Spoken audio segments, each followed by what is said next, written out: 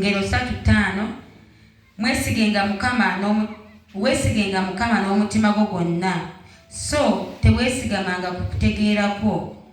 Mwatulenga mu makubo go gonna, kale anaalungamyanga olugendo lwo. Tubadde question egamba nti omanya otya okwagala kwa Katonda. Bayibuli etugambye nti weesigenga Mukama n'omutima gwo gwonna. Weesige Mukama ow'oluganda n'omutima gwo gwonna. Yatugambako wano yatunyumizaako kasitole ng'afumba kkoota y'ebijanjaalo. Abooluganda tubeera ne gyenvudde nga muwanvu. Mukadde yatunyumiza ng'afumba kkoota y'ebijanjaalo n'agipulaningira ennaku mmeka? Ennaku 2. Ng'ate ayina obusobozi obwetuusako ne kilo y'ennyama. Haleluya! Ng'asobola kwegamba nga bw'aba asazeewo kukola ng'omubiri gwe kyegwandibadde gwagala, asobola okulya kilo y'ennyama. Oba tukitegeera? Naye omukyala yatunyumiza nti ng'alya afumba kkoota y'ebijanjaalo, baliwo ne anitawe ne bagiryako leero n'enkya. Luli n'addamu n'afumba kkoota akekkereza amanda. Haleluya! Kati embeera ng'eyo abooluganda tugitegeera.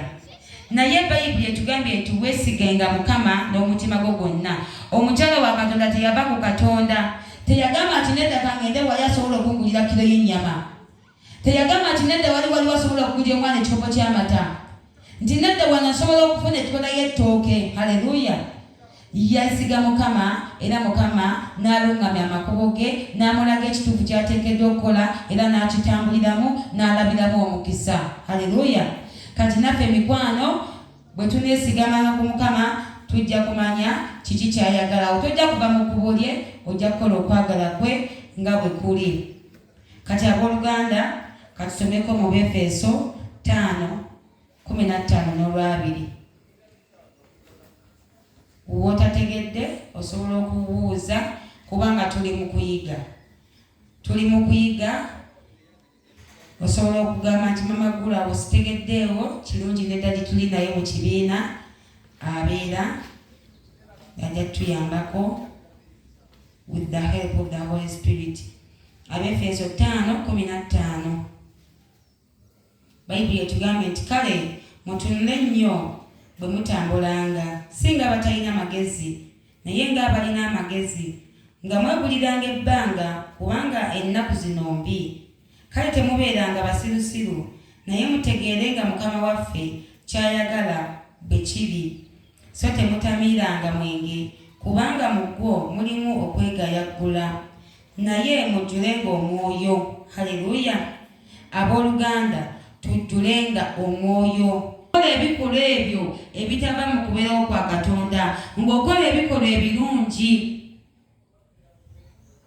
So temutamiiranga mwenge, kubanga ogwo mulimu okwegayaggula, naye mujjulenga omwoyo, nga mwogeragana mu Zabbuli n'ennyimba n'ebiyiiye eby'omwoyo, nga muyimba nga mukubiragananga ennanga mu mutima gwammwe Mukama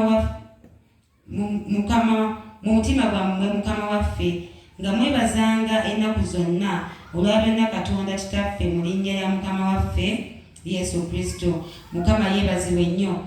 Abooluganda, Mukama atwagaza okubeera nga tujjula omwoyo, era bw'onojjula omwoyo n'ojjula omwoyo mukwano, mu kifo ky'okutamiiranga omwenge, tujjulenga mwoyo. Haleluya! Tukolenga ebikolwa ebitava mu maaso ga Katonda. Tuleme kubeera nga abasirusiru abakola Katonda by'atayagala. Tubeere nga tukola Katonda by'ayagala. Awo bwe tujja okubeera abaana ba Katonda. Byagamba njagala abanjagala n'abanyiikira okunnoonya banandaba. Kati mukwano gwe buli bw'okola Katonda ky'atayagala, oba otomutaddeeko kwagalako, era oba tomulaze nti omwagala. Haleluya! Abooluganda ne bw'obeera wako ekyamazima ng'olina omwana, naye nga gwe buli omugamba kola kino, yakola kiri, kola kino, owulira nga nawe omwana omufunako obusungu. Tuleme kukkiriza Katonda kubeera nga tufunako obusungu, wabula tukole by'ayagala, abeere nga atwagala ng'abaana. Haleluya! Tukole Katonda waffe by'ayagala, ajja kubeera ng'atulera ng'abaana, era tuwambaatire. Awo ojja sobola okumusaba nti Mukama kino naye akuwulire, kubanga oli mwana. Naye buli bw'onookola ky'atayagala, olw'edda oba omaze okuteekawo awo ekisenge. Buli bw'okola Katonda ky'ayatayagala, oyinza okumugalira eri oba otaddewo ekisenge awo ne bw'onookaaba otya tajja kuwulira kubanga olwedde ekisenge weekiri ye tawulira ssala y'abalina ebibi. Haleluya! Tubeere nga tujjula omwoyo nga tutambulira mu mwoyo tukole okwagala kwa Katonda nga bwe kuli. Mukama ajja kutuwa nnyo omukisa. Bwe tusomako mu Abasolonike ekisooka 5